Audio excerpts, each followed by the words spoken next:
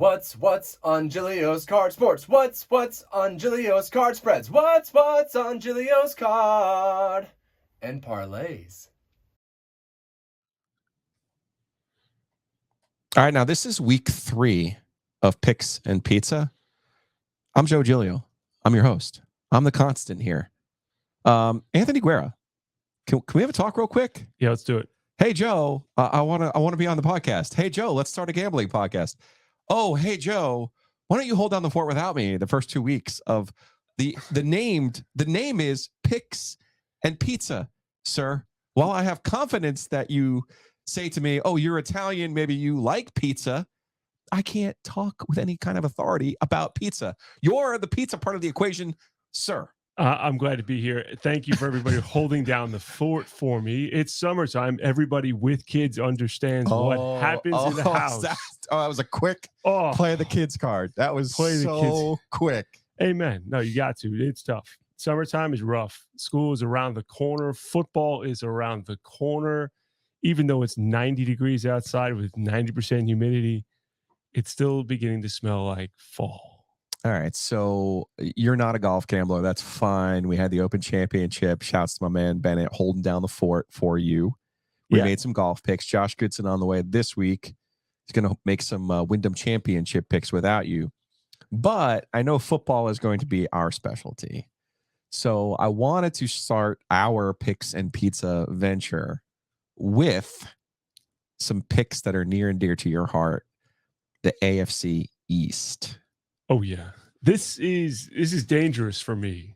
Lifelong Jets fan. I was going to say, sometimes you have to tell people where you're from, where you are. This is tough. Give them your background but that's kind of like being an NC State fan in that you understand and can anticipate heartbreak and pain, and you know that it's probably going to come in the most difficult possible way at the worst possible time. The worst thing you can have, both fan bases, is hope. You just can't hope. Like for so many years, hope that kills you. People were coming in and, oh, you're a Jets fan. Oh, you excited for the year? Oh, they're terrible. And I'd be like, yeah, they're terrible. I understand. I have Sundays. I could work every Sunday and not really care. Put like one eye to the game and be like, oh, we're down by 20. Yep, game over. See you later. But then you put A-Aron into the equation before we get into making some of these picks from the AFC East as a Jets fan. What were your initial thoughts of adding Aaron Rodgers at 39 years old? First off, defense is great. You need an answer. The Jets can't draft a quarterback. I think everyone is keenly aware of that. And hopefully the franchise stops trying that. That doesn't work for us. It works for other teams. It's a great way. Darnold, Zach Wilson. Yes, I hear you. It's a great way. Sanchez. Although Sanchez had some success at least. He was okay. But Geno Smith, right? He goes on. Boy, Geno looked really good last year in Seattle, didn't he? Oh, that hurt because I don't understand how he couldn't have been a functional player he was not even a functional player for the Jets. He gets his jaw broken by a linebacker. I forgot his name. Christian Hackenberg too, 2nd round draft pick out of Penn State. Yeah, he did never a good idea to draft a quarterback from Penn State. That's just not really or a running back for that matter. Blair Thomas, Kajana Carter. Yeah, but you get Saquon. Yeah.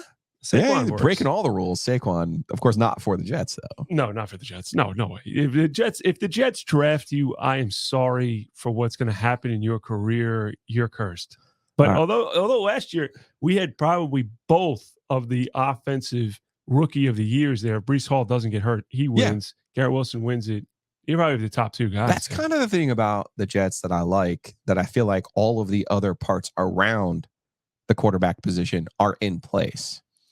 If the offensive line, if the tackles stay healthy, if these guys actually can get out there and play, you get Becton on the field. That's a big-time unit.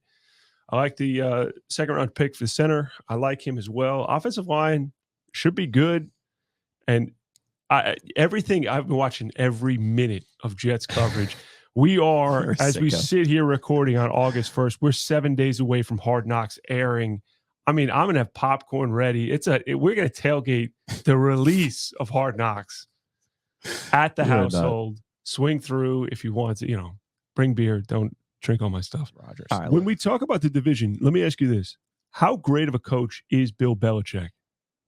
Without Tom Brady? Yes. He's a sub 500 coach without Tom Brady. Yes. Yeah. Okay. All right. I mean, okay. And let's start with the Patriots because I had a Patriots season long bet last year on their win total, and it was 8.5 because what they finish at? They finished at 8 and 9, right? Yeah. So I had a season long bet on the Patriots last year.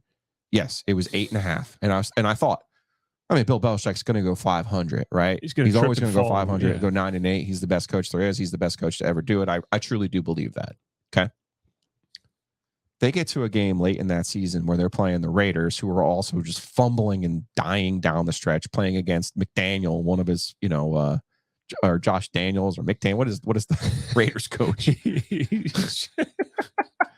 McDaniel's down in the he's Dolphins, but Josh McDaniels is the one with the Raiders. He's the former Patriots offensive coordinator.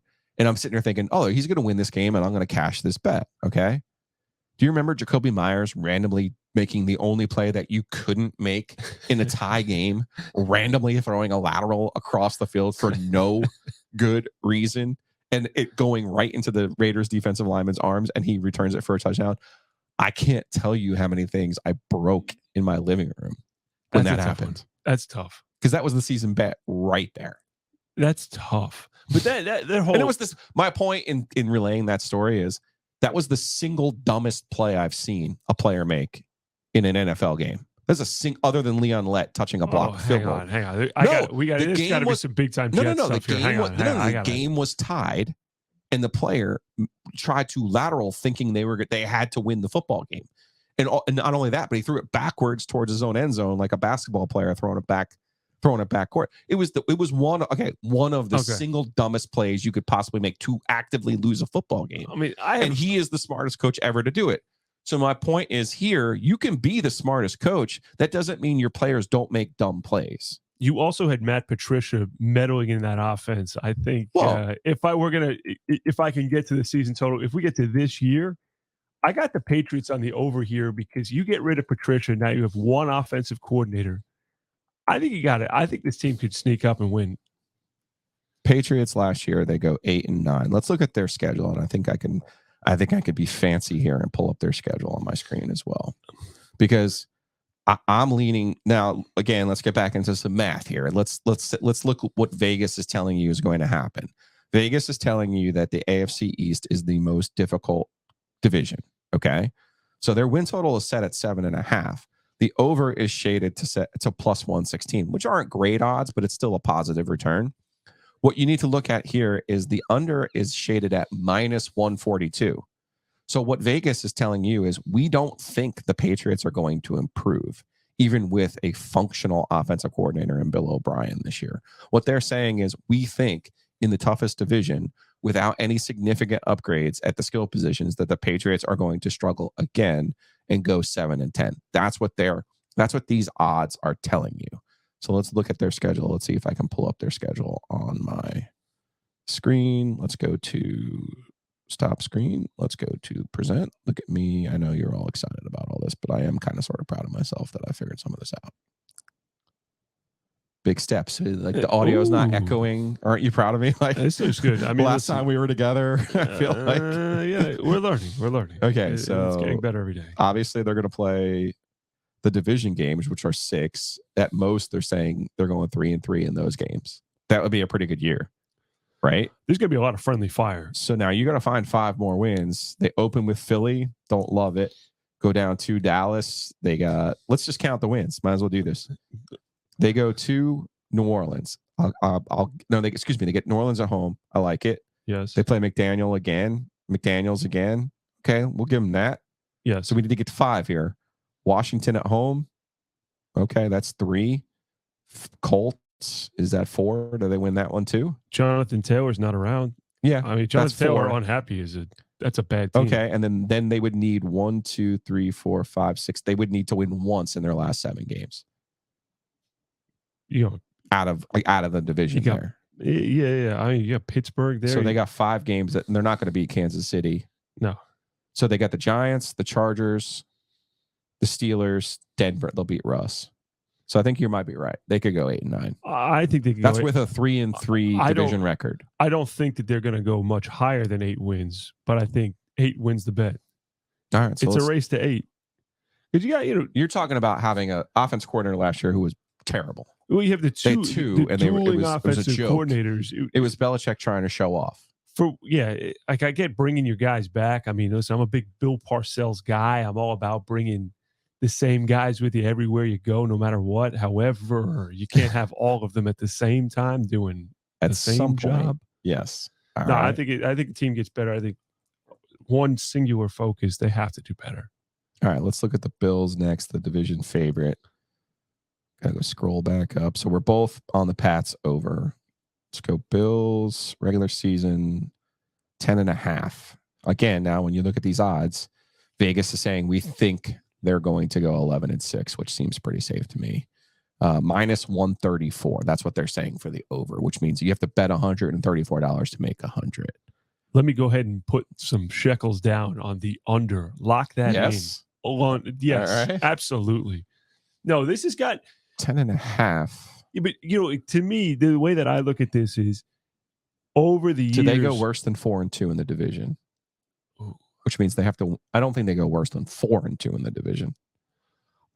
Listen, you got to play. The Jets are a real team now. Yeah. Miami's a real team, and I bet you I could see each one of them winning one of the games. New England squeaking something out, an ugly snow game where their running backs take over or something ugly happens. But I don't very similar schedule to the Patriots. And strength of schedule for the most part, this division has. So the crossover for the AFC East is the NFC East, which isn't terrible. Although who's going to beat Philly out of that? The Philly game for Buffalo is on the road, and it's late Thanksgiving. That's tough. They also play Kansas City on the road after an open date. Ooh. They have a tougher schedule. I'm surprised that this is shaded at 11-6. They have. Yeah, no, I think this is an under. You can't. There's only a few teams that can compete year in and year out on this level, and I don't think the Bills are doing enough to help Josh Allen to get to that place. Would I like to see them add more weapons? All right, so McDermott, after going 6-10 the first year, has gone 10-6, 13-3, 11-6, 13-3. Depending on what you would have thought of the Cincinnati game last year. So they only played 16 games last year because of the DeMar Hamlin injury. I will say they're healthier this year to start the year because remember, Von Miller is not going to play from the jump. So when did they get Von Miller back? I thought he was an important piece for them last year. And your guy. Naheem. Your guy. Yeah. That's terrible. No, I mean, I still think they would win 11 games. I wouldn't. Now, to be clear, I wouldn't bet on this because I don't like the odds. No, especially to put the money on the line now and wait a year to get a. Yeah. Here, hold my money. Yeah. I mean, the return on investment. To be clear, I wouldn't bet on this, but I would take the over. You're saying take the under? I'm on the other side of this bet. Easy. I think that the NFL always has those teams that, you expect to be great and they always flip. I think this division's going to turn over here. I think this is where they're not going to win all these games. That's a lot of games, Joe. Yeah, but I'm saying McDermott, his record has been 10, 13, 11, 13. They do what they do to help Josh Allen, though. Okay, that's a. And Diggs is grumpy.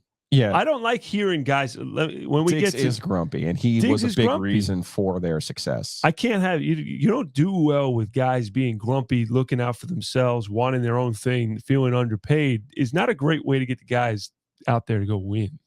All right, let's go over to the Dolphins. Speaking of helping guys, with me, my only concern with the Dolphins is, and this is tangentially touches the Carolina Panthers and Bryce Young, because when I look at Bryce Young, I'm like, well, who would I compare him to? Well, I would probably compare him to the other guy at Alabama, Tua Tagovailoa. And I understand, like, concussions affect everybody differently. It's just like how some people could smoke packs of cigarettes for years and years and years and never have problems, and then somebody else could get cancer. Like it's totally random and everyone's different. I get that, but naturally, you look at a quarterback from the same school and it's similar in stature, and you go, okay, this guy struggled to stay healthy. It's not unfair to say, is Bryce Young going to struggle to stay healthy? That's where a lot of my concerns with Bryce Young come from. That Tua Tagovailoa, quite frankly, played in a football game last year that he had no business playing in, and then had one of the most frightening moments, of course, until the Damar Hamlin situation had happened, and Damar Hamlin actually did die on an NFL field, but was just resuscitated by the medical professionals that were there, both on the field and then in the hospital there in Cincinnati. They did such an amazing job. Like, think of it, a completely different context. We're talking about football right now. If those people had not saved Damar Hamlin's life, It's insane. So, but that also makes us not remember what really happened with Tua Tagovailoa and the Fencers pose, and just how frightening that was to see somebody suffer another concussion. When he was stumbling, that was one of the hardest things I've seen on a football game. That was, you see a guy and go down a knee. That was rough. All right, so this is right down the middle. Vegas is saying to us, you pick. This is 9.5. The juice is the same, both sides. -110, -110, meaning they don't think either. They think either could happen. They're not telling you which way or the other. They think just like us, they're sitting here saying, if Tua gets hurt, the under's coming in. If he stays healthy, the over's probably coming in. But they're basically hedging their bet here. We should go through this schedule. This to me is an interesting one. And I also will say, maybe I have way too much confidence in Mike White. You're saying if something happens to Tua. If something happens to Tua, your backup quarterback's no longer Skyler. Your backup quarterback. He wasn't bad. No, he did well. But I think that the coaching staff here in Miami, the scheming here. Mike McDaniel. He did an amazing job. I would be slightly concerned do other teams catch up to you in what you tried to do? I don't think you could catch up to the kind of speed that they could put out on offense. They have two dudes in Tyreek Hill and Jalen Waddle that are just hammers. They are home run hitters. They are game breakers. When the Chiefs let Hill go for 4 picks and only 1 first-round pick, I thought it was crazy. Of course, Andy Reid and Patrick Mahomes were like, cool, I'm going to win the Super Bowl because we had the referee's help against the Bengals, but that's neither here nor there. I'm not still angry about that, I promise. Ooh, but it seems sensitive. Yeah. My concern with the Dolphins is their running backs and their running game. Early in the season last year, they were able to effectively run the football. When they were not able to run the football, that's when Hill and Waddle started slowing down. As Dalvin Cook is on his AFC East tour and we're discussing these teams, I am surprised that those two parties couldn't come together here and get a contract, because you put Cook on that offense. I wanted the Jets to get A-Chain out of Texas A&M because I like speed. You give the speed of those guys outside and then A-Chain's on that offense. That is a good squad. You get a first, second down running back to pound the ball a little bit when needed. That's a good offense. So they need 7. If we again work from the premise that they'll go 3-3 in the league, they've got to get 7 wins out of the league. So at Chargers, I'm not ready to call that one. Denver at home, all right, there's 1. Giants at home, I think they probably beat the Giants. Panthers at home, they'll beat the Panthers. At Philly, no. Versus Kansas City, no. Raiders, no. Yeah. Tennessee at home. Dallas, I don't love Dallas. Don't love late at Baltimore. It's going to be close. You skipped over the Washington game. I think they'll beat Washington. Yeah, that's it. So can they get to see? Now this makes me question the division pick. This is yeah. But this is why we shouldn't work backwards. All of the schedules though are very difficult for everyone. This is very similar. I think it's going to be very hard to get to. That's why the Bills. That's why your Bills number. It's so hard to hit. There's just going to be so much crossfire. Do I think 3 of these teams could all compete for winning division going on? Yeah, absolutely. These teams are really good. These teams, they're going to be playoff winners, but their final record is not going to be beautiful because there's just not enough cupcake games. I mean, Denver, thank you, Sean Payton. He's not going to win games, and Washington's not going to win games, but everyone else, Carolina's got a rookie quarterback. You just can't win with that. I think Carolina will be a little bit better version of what they were last year, which was basically a 500 team. Yeah, but it's hard to win with rookies. But when you look at the schedule, everyone else, you're kind of like, well, I don't know. Certainly whenever you have to play Kansas City, you know you're going to lose. Yeah, because you're going to that's going to be a tough one. This one feels like it gets down to week 16 and 17, and you're going to need them to win both of those games. Yes, Baltimore and Buffalo. Although to be fair, at least they're playing Kansas City in one of those morning games. That's the NFL Network game. No, It that's must be in over London. in Europe somewhere. Yeah. Well, I believe in McDaniel, but I don't believe in Tua, so I'm actually gonna go under because I just don't think he's gonna be healthy. I could see that, but I'm taking the over. All right. Although it's hard though, because 9.5 is a But lot. you're going to take wins. every team in the division to go over, or no? You had the Bills, Bills under. Bills under. Okay. Let's get to your team. Let's get to the Jets because I feel like the mistake people are making is they're judging Aaron Rodgers for his postseason failures and not recognizing that he is arguably and statistically the best regular season quarterback in the history of the NFL. And I think that there's one thing that happened with Aaron Rodgers that changed everything. And the number's 35. $35 million is what he gave back to the organization. Go get players. Don't worry about the money. I don't care. I want to play and I want to win. That's what you were hoping. When you saw Aaron Rodgers going and doing the tour, he was at every playoff game. He's in MSG, kissing babies, shaking hands with the stars, doing the things. And he's got reservations at Carbone. He's living it up in New York and loving it. And then when you see him say, you know what, the heck with this, I don't need it. Let's go get players. I'm here for a couple years. Let's win. Aaron Rodgers has started, before I get to a Bill Barnwell number that has stood out to me this whole offseason. In his career, these are just counting stats. Aaron Rodgers started 15 games for more than for 13 seasons, 15 games or more in 13 seasons at Green Bay. Of those 13 seasons, the Packers won 10 games in 10 of them, 10 or more in 10 of the 13. Okay. He was the MVP of the league in 4 of those seasons. They made the playoffs in 10 of those 13 years. So I think we confuse who Aaron Rodgers is in the playoffs with who he is during the regular season. In my opinion, he is the most talented quarterback. Mahomes is trying to change some of that. But in my opinion, to up in his era, he is the most talented quarterback. He is the most complete quarterback. And particularly during the regular season, quick, name a Hall of Famer that Aaron Rodgers played with. Devontae Adams is the only one that can come into your brain right now. Not Jordy Nelson. You know, what I'm saying is you can, while we make the mistake of attributing wins and losses to quarterbacks, there is no mistake in attributing the lion's share of the credit to what the Packers have been to Aaron Rodgers and his unique skill set as both a passer and as someone who is next level thinker in terms of how to manipulate the pocket, and also just a God-given ability that Tom Brady does not have. Oh, he can his arm strength and his ability to escape is just something that Tom Brady does not have. Peyton Manning certainly didn't have. I don't know who else you want to put in that conversation, but Joe Montana, whoever. The thing about Aaron Rodgers is his lack of postseason success. That's what we should hold against Aaron Rodgers.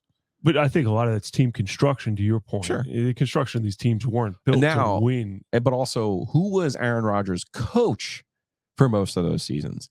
Mike McCarthy is fine. Like I'm not going to sit here and bag on Mike McCarthy for all of the things that they didn't do with the Packers. They did win a Super Bowl together. They won a Super Bowl. But I don't think anyone is ever going to confuse Mike McCarthy and Bill Belichick. I don't think anyone's ever going to confuse Mike McCarthy and Sean Payton. I don't think anyone's ever going to confuse Mike McCarthy and Bill Parcells, right? Like he's not an elite all-time coach. My question for you would be if Aaron Rodgers played with Bill Belichick, would they still have 10 Super Bowls and 7 of them wins, or 6 out of 9? Probably is my answer. Yeah, but only in a video game, because Aaron Rodgers, the dude, as a dude, like I can't imagine Belichick's going to a darkness retreat and talking about ayahuasca in the offseason. Like that's just not going to work. He's a different cat like that. But in terms of the talent and the skills, yeah, absolutely. I think he's somebody who could take. The Jets have a much better defense than what Aaron had in Green Bay. And he also has much better players. The skill positions are better in New York, assuming Bryce Hall's healthy, assuming Garrett Wilson's there and he's playing and Corey Davis comes back. That's a good offense. And you bring back his band. Like he's got his guy. He's got Lazard with him and Cobbs with him. And so the Jets total, just like the Dolphins, is 9.5. The over is shaded at -122, so that's not overwhelming. The under is at 100. you're basically counting on the Jets equivalent of Jets shit, of NC State shit, in order for them to go under. And I'm not saying, as my brother-in-law called it, Jets juice. When does the Jets juice kick in? And that's certainly in play. But here's a number from Bill Barnwell. If you don't follow Bill Barnwell, ESPN, and he's way down on this Jets team. But I just want to explain this kind of concept to you, that and you'll see why I have optimism in addition to what I think Aaron Rodgers already is in the regular season. Okay. ESPN has something called win probability added, which I kind of equate to WAR in football, right?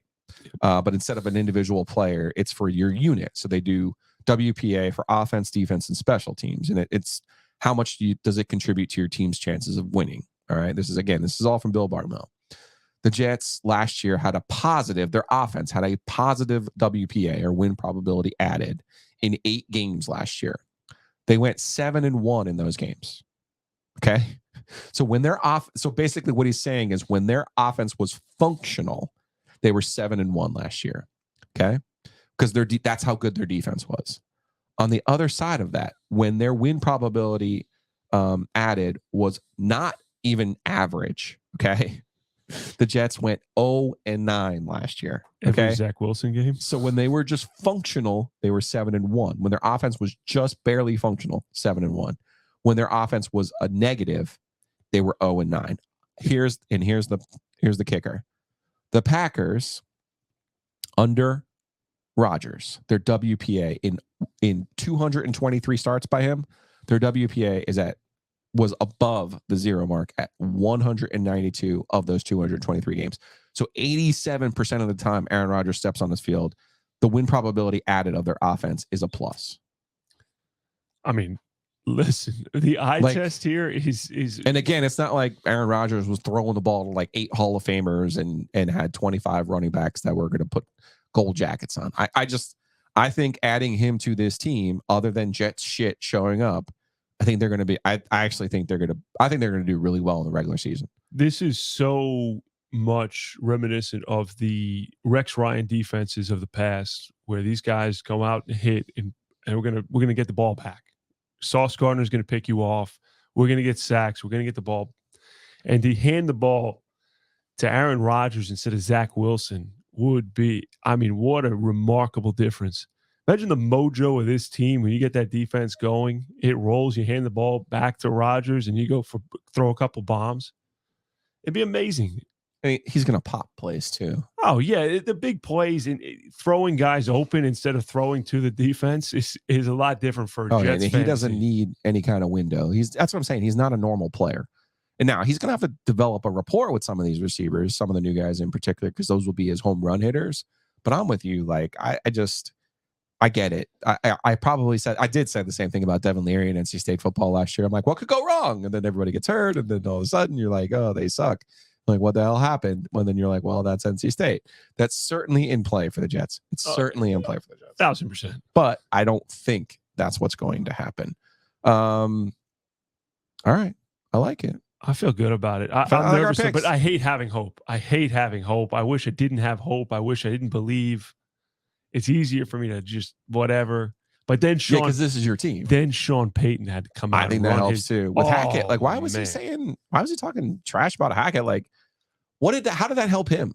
I guess he's trying to Russell. But you could pick Russell up without specifically saying that about someone else who's your professional colleague. I would not say that as a coach, especially when your quarterback's Russell Wilson. Yeah. And Sean Payton could look like, from the genius that he was in New Orleans, he could look like a buffoon here with Russell. If Russell wants to bring the entourage and throw to the other team and let's ride or whatever his stuff is, I would keep my mouth shut on this team if I was Sean Payton. In a couple of years from now, maybe you turn it around, you got a good mojo going, you want to go talk some smack. Yeah, all right, that's fine. But this is not.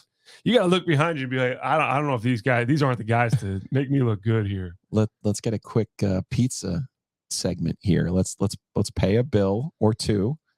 We'll come back and we'll talk about pizza for a second. Okay, you have time for that? Yeah, all right, let's do it. All right. Big thanks to our friends at Breeze Through, Adam Stevenson. Check out this tumbler, Breeze Through lifetime refills, $20. You're gonna win them here on the OG next in 2 weeks. Look at that sweet, sweet logo. Breeze Through has so much more than just gas. Well, while that is helpful, they have more than gas. 17 locations throughout North Carolina. You're never too far away from your Breeze Through for your next commute, road trip, tailgate, adventure. Pool Road over by Walnut Creek. Of course, the one on Edwards Mill right across from the arena. Cary, Apex, Smithfield, Garner, Pittsboro, Hillsboro, Blowing Rock, Lenore. You name it, Breeze Through is there. They've got you covered no matter where your summer plans take you. I know it's kind of hard to believe, but they actually do have golf carts. Yeah, Tiger Woods is the most value, but Rory is too. Maybe he'll win another major. Maybe he'll pop on that value. You know who's going to help you with that? Weston, Oak City Cards, Oak City Sports Cards, downtown Raleigh off of Glenwood Avenue. Look, baseball, basketball, football, Pokemon, Garbage Pail Kids, golf carts. I'm being serious. They have everything. Go check them out. And more importantly, get your cards graded. Get the best value for your cards by getting them graded. Take them to Weston at Oak City Sports Cards. They're downtown, right off of Glenwood Avenue. Great spot, great location. Tell them the OG sent you. Or you can find them online at oakcitycards.com. Like I said, this is week 3. This is the first time that you've decided to grace me with your presence. I am happy to be here. I'm always happy to be here. I'm always excited to be here. Yeah. Nervous to put the bets on to tape. You know, I it's very nice to just like never show your bet app to anybody and be like, no. I'm 10-10, baby. I called it from the beginning. Well, now it's on tape. We have them all recorded now. So, which division you want to do next week? Where do you want to go? Maybe NFC East. We'll stick with the Giants. Oh, God. Stick with the New York teams. You think Daniel Jones is going to do this? Love the coach. There's a tease. Yes. I hate the offseason. That is the right coach. Yeah, I don't like it either. Pizza wise, we're gonna have OG Pizza Night, which I'm ecstatic about. That's September 18th. Looking forward to that. Should be phenomenal. Nice of you to open up on a Monday for us and our crew. If you've missed the Law of the Wolf episode with Elliot Avent, that was tremendous. I don't know what you people are doing, but he's great. That's the first time you met Elliot, right? First time I met Elliot, that was like getting shot out of a cannon. I did not know what was coming. You know, I thought, you know, like I had an image of what coach was going to come in and fire out at, but man, he came out at a 10. He was ready. Low moisture mozzarella. Let's talk a little bit about that since you've got my dad hooked now. Oh, low moisture mozz. Oh, yeah. So, is that the key? I feel like I keep trying to tell people it's the crust, it's the sauce, it's this, it's that. It's a bunch of little things, of little things that add up. But low moisture mozz is a really interesting thing. Back in the day, way back in the day, this comes from some of the OG places in New York would always use it. It would always be Polio. And before anybody like loses their mind, like Polio used to not suck. Kraft buys Polio over, but let's talk about Polio before Kraft buys them. They were actually making a quality product, and that they used to call it gold. It was Polio Gold, and that Polio Gold was the base, like the foundational point for a lot of the coal-fire pizza places. That's where that idea comes from. That all the name of, you know, whether it's Patsy's or Lombardi's or everyone else, that's what they all were using. What they use today is different. Actually, I don't know what all of them use today. I know some of them. I used to pay more attention to what everybody did. It turns out when you have kids, you don't really have time. When you have your own pizza shop, you don't have time. Well, you're doing something right. So. You got to hunt. Yeah, no, I used to, back in the day, I used to like hunt it and try to figure out what everyone had. But that is the cheese that gives you the pull. Yeah. That's that like pull. And you put it straight on the crust. Yeah. Yeah.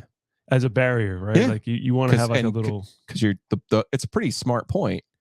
And it's funny. My dad, Lou, 80 years old now, been making pizza forever. Very good pizza guy.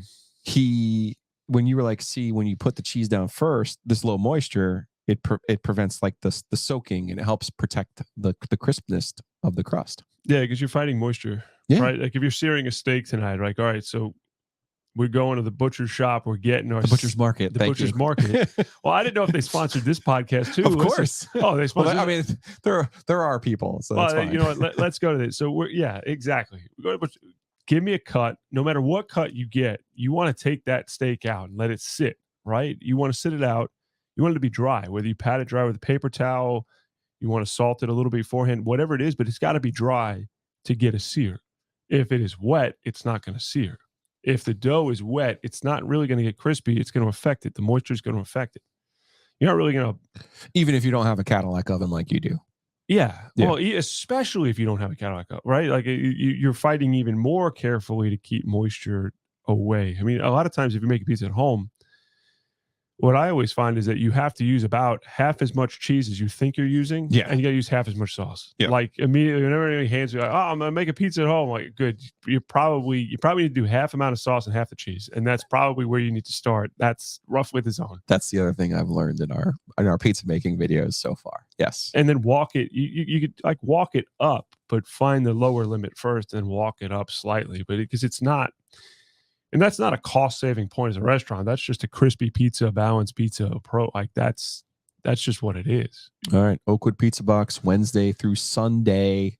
Order online, oakwoodpizzabox.com. Anthony Guerra, appreciate you finally adding some pizza to this Picks and Pizza podcast. No, we gotta maybe we'll take this to the road. Should we go to the road on this? We could go to your place. Can we, yes. No, but no, like we just go to other pizza shops. Okay. Let's see. I mean, they don't pay me, so. It's not a practice I would like to get into. No. I feel like maybe you should get into pizza ratings. I heard that's a successful business. That's somebody else's shtick. That's not my shtick. He is smaller than you. He is on like his tippy toes all the time, as I was pointing out. Got a lot more money than I do, so I ain't knocking it, but it's his shtick. He was around. He didn't come in. Oh, is that right? Yeah. I saw that he did a bunch of Pinehurst stuff because he's been living down there. He bought a place on too. They're trying to kick him out. They're trying to kick him out? Yeah, because he keeps renting it out and he's not supposed to. Who says no to... I could tell you more off the air. It's fine. Oh. It's Davey Page views. Come on. Old Pinehurst money. Not exactly impressed with Davey Page views. So. No. What he did for pizza is actually interesting. And it's cool. It's beneficial in a lot of ways. All right, man. Next Tuesday, you can fit me in. We'll do some more totals. Yeah, let's do some totals. Let's get them on there. We got to get a big board. I got to change my back. I need my own custom backdrop. Okay. And we got to do a thing. We can work on it. Thank you to Ken, the legend. Yeah, Ken's the best. Ken's the Shout best. Out Ken. Just so you know, he's getting extra places on OG Pizza Night. So yeah, I told him out. I'm like, yeah, you can bring a +1. He's like, no, Ashley, no, you can bring your nephew. Bring whoever you want. You're good, man. He's got a +5? Maybe. I'm gonna have like 100 people there. It's just Ken's Pizza Night. All right, man. Let's do it again next week, guys. Thank you very much. What's on Giglio's card and parlay?